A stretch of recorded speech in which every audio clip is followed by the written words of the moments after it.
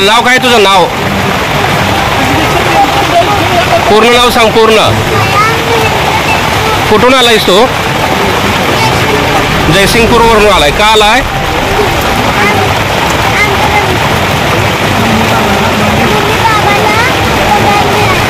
असं एवढ्या पावसात तू आलाय तर तुला शाळा वगैरे नाही का?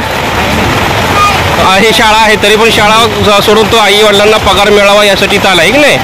ठीक आहे. तिथे तुझं नाव काय? जोरात बोल. तू कितवीला आहे? तू का आली इथं? अशा भर पावसामध्ये तुम्ही एवढ्या दुरून आला या ठिकाणी.